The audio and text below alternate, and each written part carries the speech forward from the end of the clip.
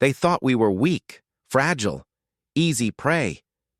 But when the aliens came to conquer Earth, they made one fatal mistake.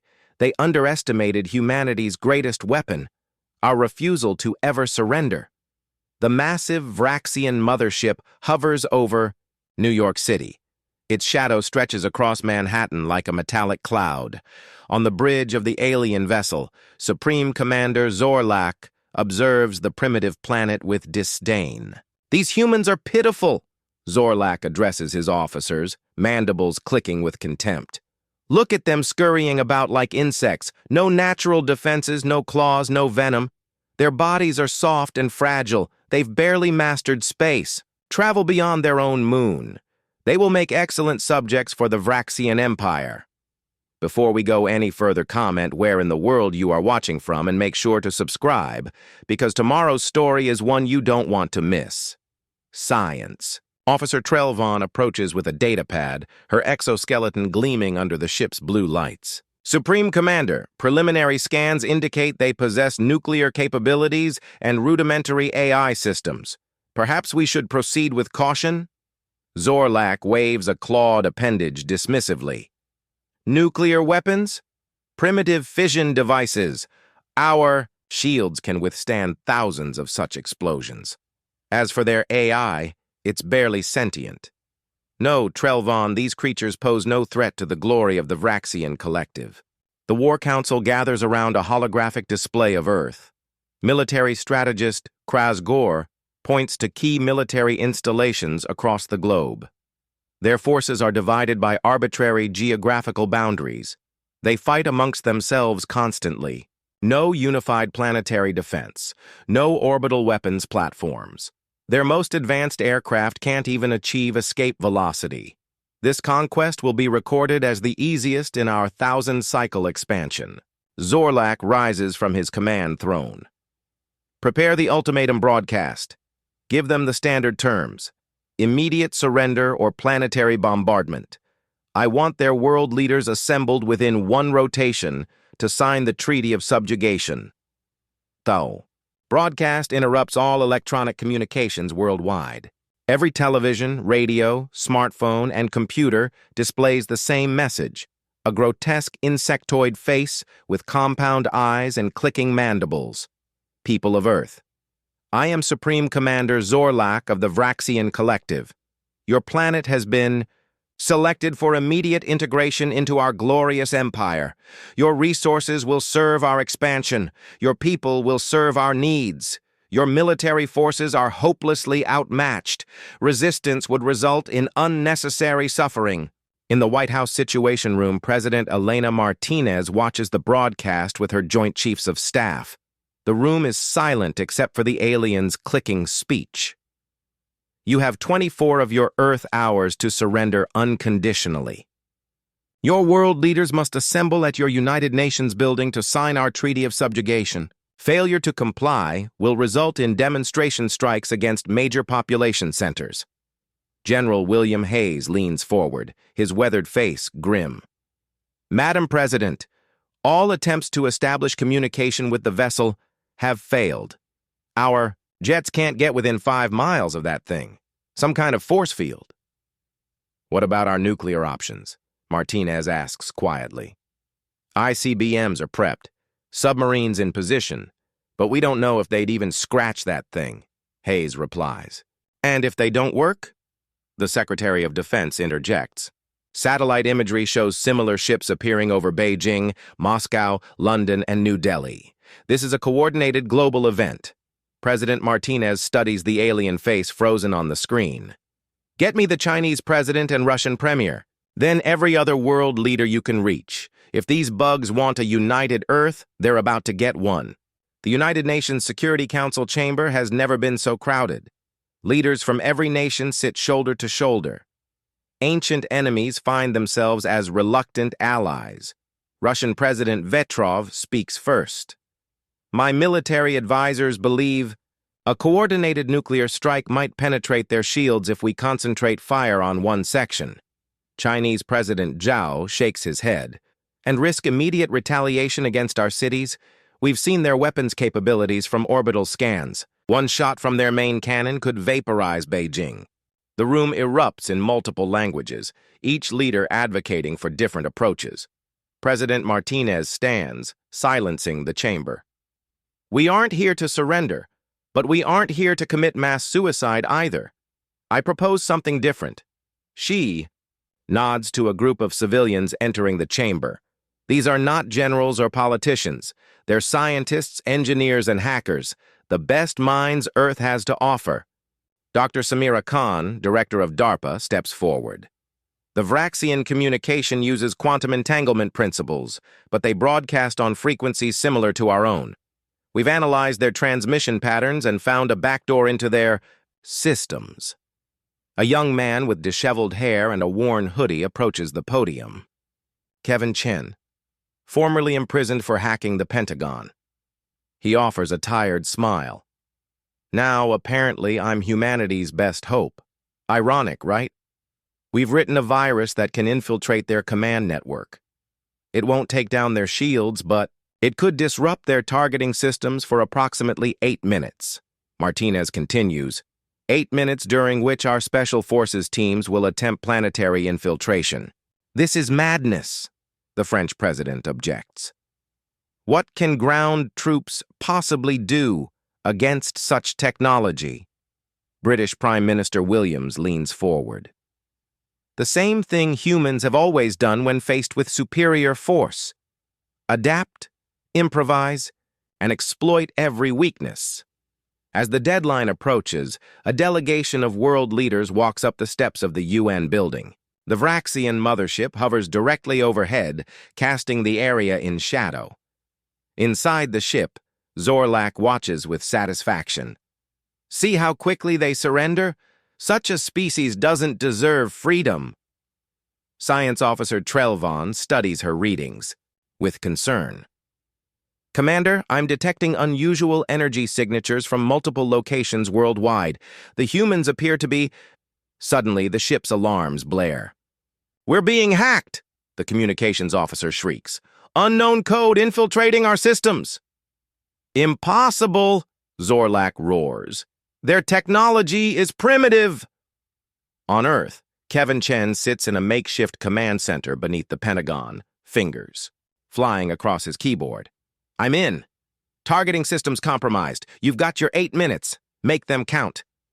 Around the world, stealth aircraft carrying special operations teams launch simultaneously. Using the temporary blind spot in the aliens' defensive grid, they approach the 5 motherships. Aboard the New York mothership, chaos reigns. Restore the shields, Zorlak commands. Find the source of this intrusion. Working on it, Commander, the technology officer responds frantically. But this code, it's evolving as we counter it. It's unlike any defense algorithm we've encountered.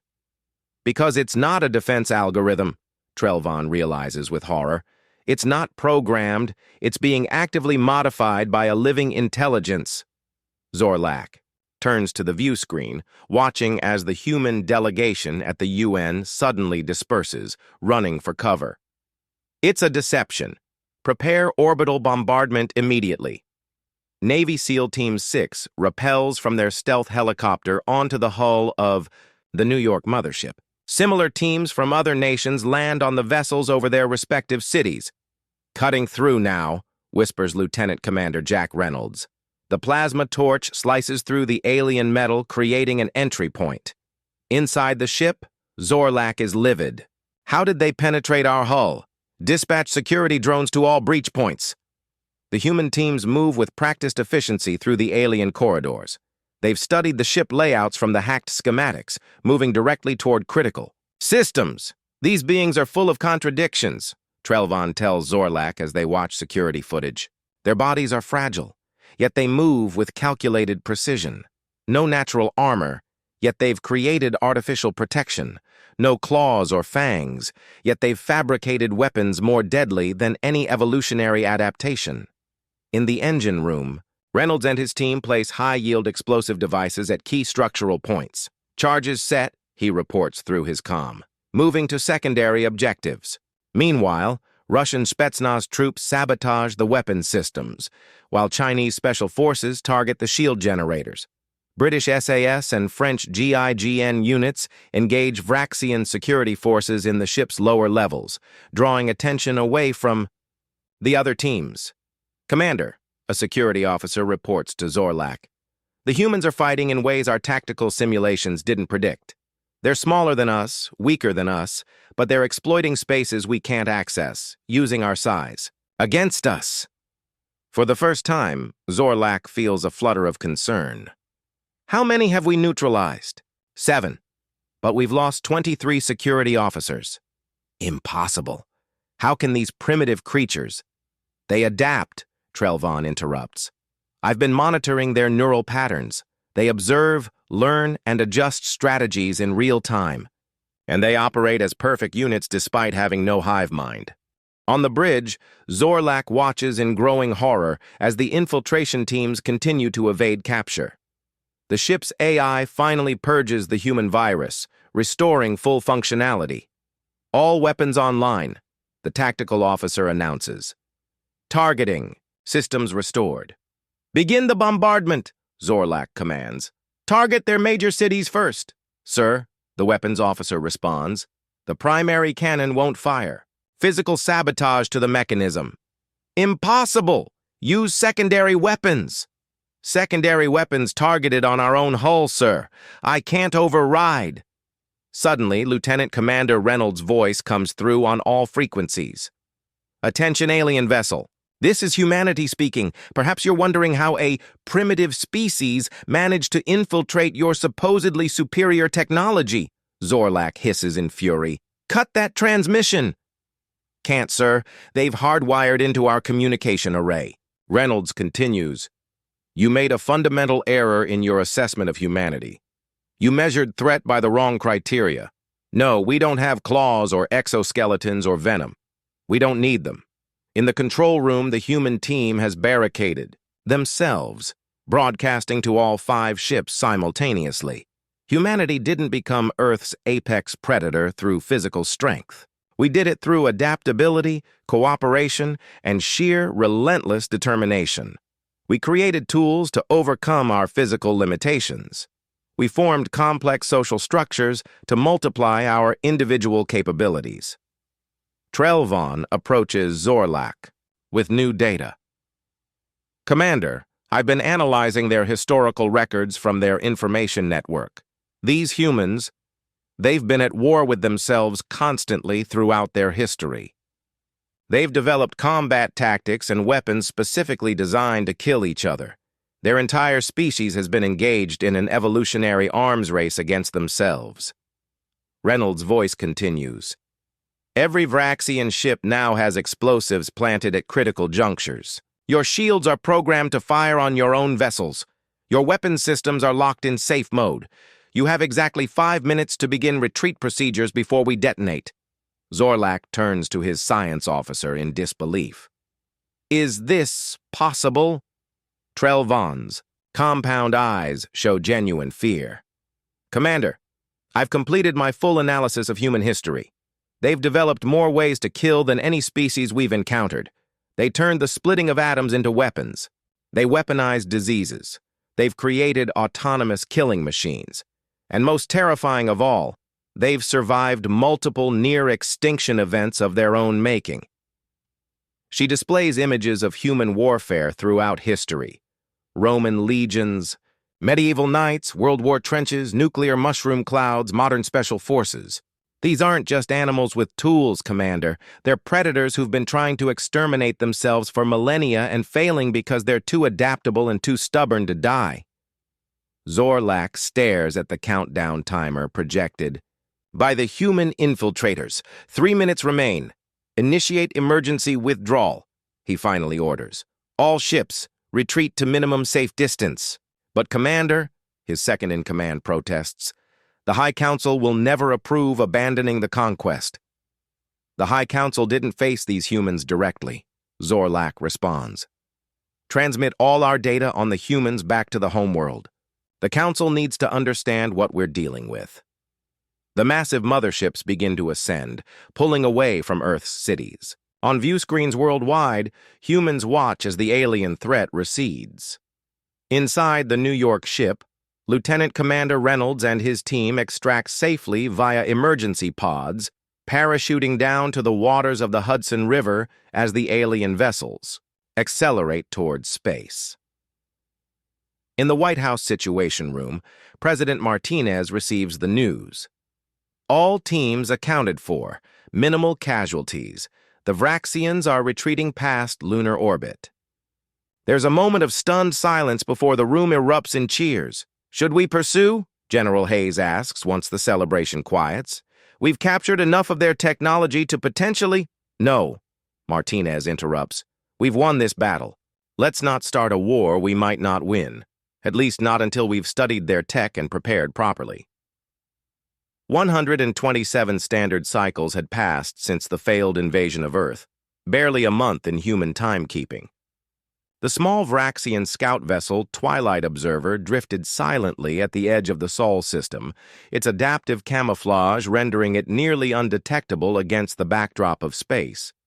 Inside the cramped command center, Supreme Commander Zorlak stood rigidly before the observation portal, his tall insectoid form casting a long shadow across the polished floor. His compound eyes, capable of perceiving spectrums beyond human imagination, focused intently on the holographic display of Earth floating before him. The planet had changed in the short time since their retreat. Where once there had been only primitive satellites and a single pathetic space station, now dozens of new orbital platforms circled the blue world. Construction vessels moved purposefully between them, assembling structures that bore the unmistakable influence of Vraxian design principles, technology reverse-engineered from the damaged vessels and equipment left behind during their hasty withdrawal. Science Officer Trelvon entered the chamber, her exoskeleton clicking softly against the metallic floor. She carried a data crystal in her lower appendage, its surface glowing with the compiled intelligence gathered during their surveillance mission.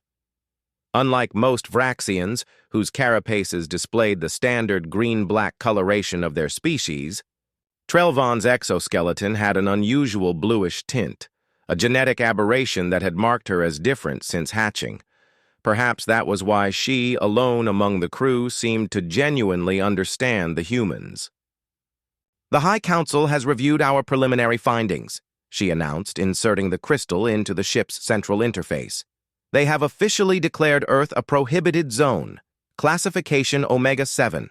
All Vraxian vessels are forbidden from approaching within 5 light-years of the Sol system." Zorlak's mandibles clicked in a pattern that indicated grim satisfaction.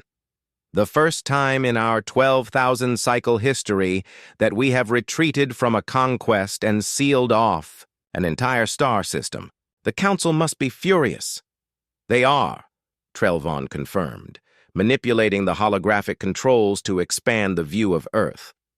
3 fleet admirals have been executed for the failure.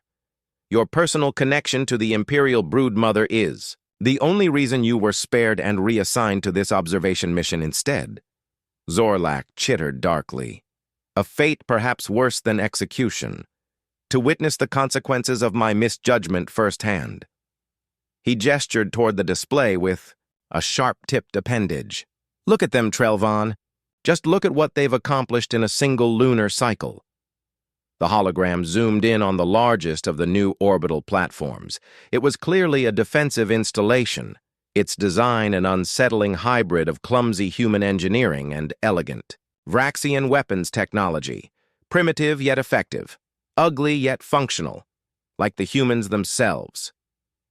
"They're advancing at an exponential rate," Trelvon observed, her voice carrying the distinctive harmonics of scientific fascination. "Our predictive models indicate they're incorporating our technology with their own at unprecedented speed. The efficiency of their reverse engineering exceeds all known parameters for species at their development stage." She manipulated the controls, again, bringing up a series of trajectory graphs and technological development projections.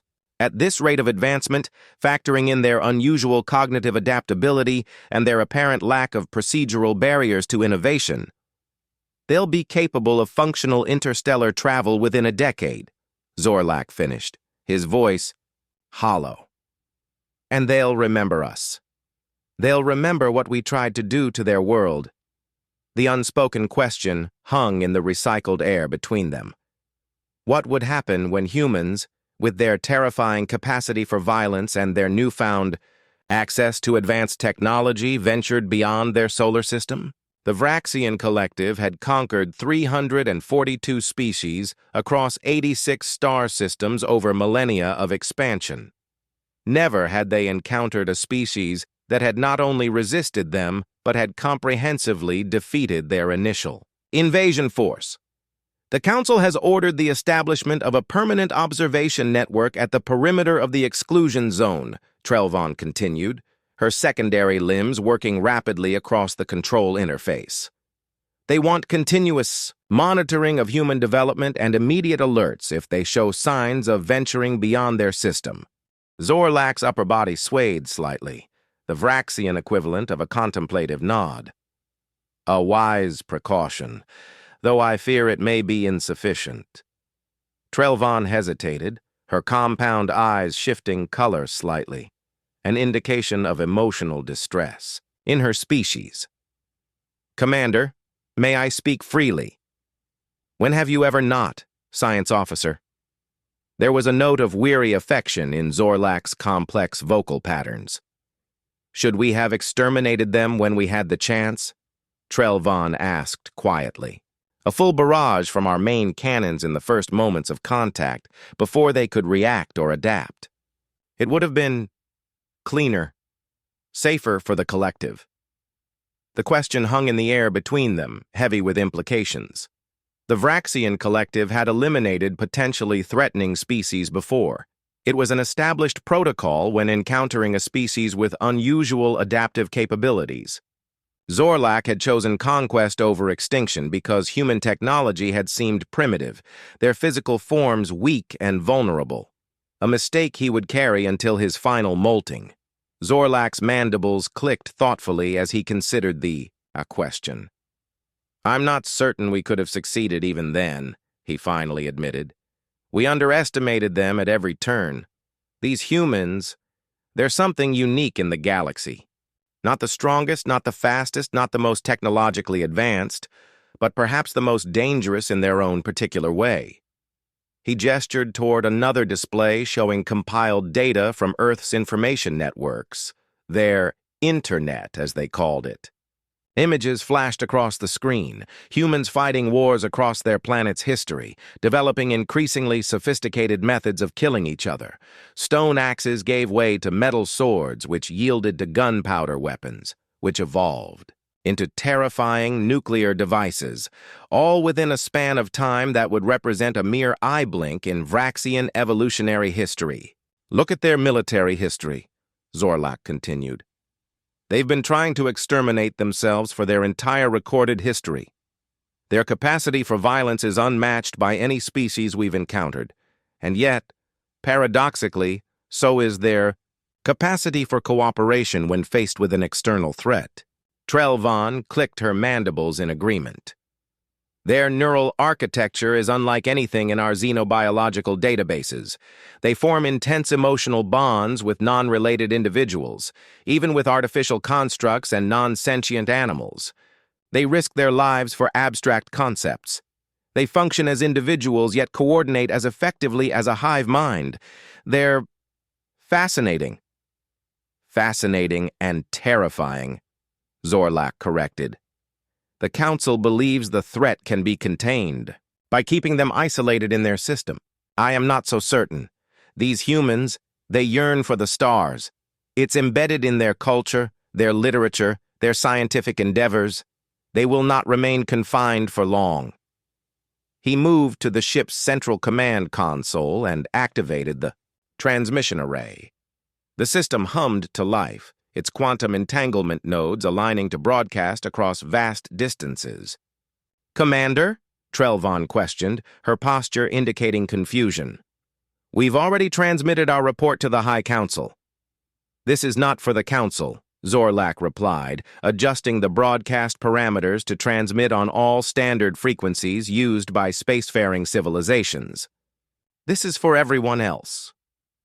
Understanding dawned in Trelvon's compound eyes. A warning. More than that, Zorlak said grimly. A testament. Perhaps my final act of service to the collective and to the greater galactic community. He positioned himself before the transmission array, his posture straightening into the formal stance of a Vraxian high official. When he spoke, his voice carried the harmonic resonance that indicated absolute sincerity and grave importance. Attention all. Vessels.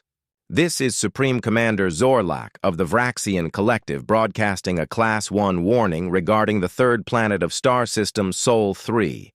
The dominant species calls themselves humans.